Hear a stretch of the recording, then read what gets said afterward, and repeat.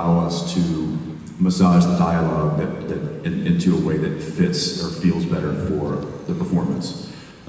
So we do have a lot of liberty in that regard of if something sounds clunky or just doesn't feel right, we can reshape it in a way that still tells the story, gets the point across, but in a way that is more natural to the character or just sounds more conversational. We like to tell the story of the one scene where he and I read it over and over and over, and it just didn't feel right. And so he had the crazy idea to literally switch all of the dialogue, all the lines, and let Dean take all of Sam's lines, and Sam took all of Dean's lines, and we read it, and it worked. And so we went and talked to Bob Singer, who was directing that episode, and he was like, "Wait, you want to do what?" He's like, "What? Great." And so we read it as, in character, but each other's lines. And he was like, "Yeah, you're right, it sounds better."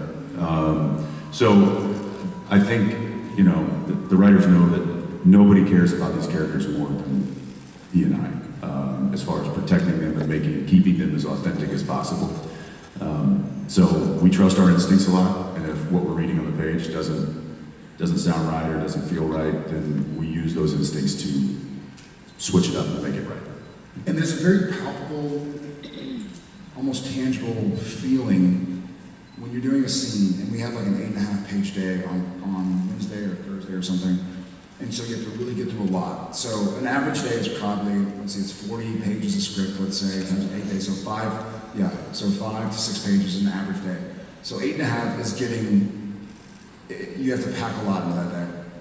But there's a very real feeling of responsibility of when they call cut, moving on, you're like, okay, did I do everything for Sam? Did I do everything for Dean that is necessary? Because I will never be able to approach that again. Like, I'm no longer able to speak these words. That's going to the editing bay to be put on disc or whatever for all the time.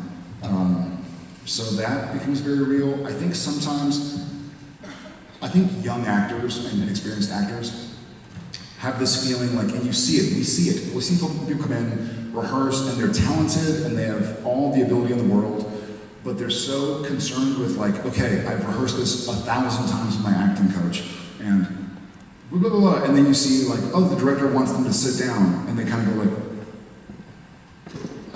so you want me to sit down on this line? Like they hadn't rehearsed it that way?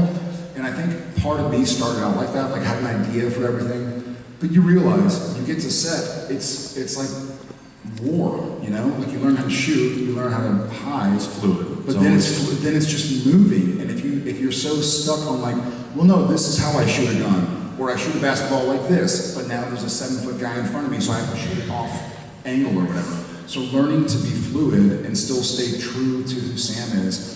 I think the only episodes that ever kind of caught us up, to speak for both of us, is when we were like, well, this like French Mistake, for instance. Love the script, but I was like, listen guys, I have to play Sam Winchester the entire time. I'm not going to play Jared Padalecki. And he said the same thing. He was like, I'm not on the show to play Jensen Ackles. I'm here for. Yeah, you can call me anything you want as long as I stay in character. I'm going to be Dean. I'm going to be Sam. So those can kind of trip you up. But I think we've learned to be fluid. You have to do 268 episodes and counting. You have to learn to kind of roll with punches. Thank you. All right, they're pulling us. We gotta go. They're giving us the guillotine. So you guys answer each other's questions. And we'll see you a bit later. Bye.